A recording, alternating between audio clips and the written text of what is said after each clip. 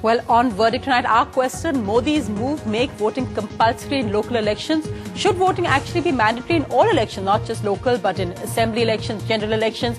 SMS us India Space Yes, India Space No to 56388. You can also log on to ndtv.com, join this debate live and send your questions to me at ndtv.com/Sonia. We'll answer them during this program. Let me just go across to my panel now. First, let me go across to Shaina NC, the spokesperson of the BJP in Maharashtra. Shaina, is this a move that the BJP supports? Would you like to see something similar happen in Maharashtra and other parts of the country? Absolutely, we totally welcome it. Trust Narendra Modi to come up with something which is slightly different, out of the box, but at the same time an extremely progressive stand. We've seen in election after election, the most apathetic and lethargic seems to be the educated class, people like us who don't really come out. So I think a bill like this will only make democracy much stronger and will get rid of all the kind of vote bank politics. We will see young candidates, educated candidates, candidates from clean, clear backgrounds coming out with the hope that every person is going to vote. A bill in a way meant for people like us. Manish Shankar Iyer, Shaina NC describes it as a progressive move, a desirable move. What's your take on it?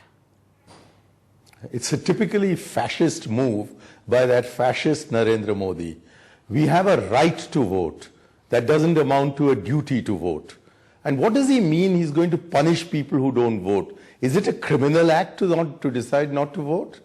The lady who just spoke before me, she said that it will make educated people come out to vote. I don't think by criminalizing the process of voting, you're going to get intelligent voting taking place. People vote when it is in their interest to do so, and to force them to vote, and it's a meaningless thing because you can also cast a negative vote. So by not going to the polls, you are casting a negative vote. You're saying you don't mind whoever wins. Right. There's no reason at all why this should be done. Is it a bit to combat the Chalta Hai attitude of Indian voters? Already we've got two very divided views on... Yes? I'm sorry, you're completely wrong. The average rate of voting in India is very much higher than in most developed democracies. Though, of course, that's because rural India lifts the average from urban India. That's because rural India also lifts the average of urban India. Let me just get a former election commissioner. No, but in rural India, madam, the voting is usually higher than in urban India. Exactly. Just as among the poor of India, the voting is higher than among the rich people. That's what I said, sir. Rural India lifts the average of urban India. That's exactly what I said, that rural India lifts the average.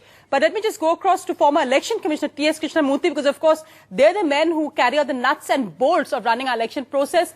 Mr. Krishnamurthy, your view as somebody who's seen this up close, the argument, of course, being that when we still have to sort out our voters list, is this move desirable or even practical?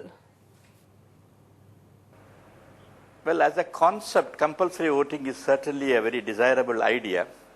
But unfortunately, to implement it in a country like India is beset with many problems and difficulties.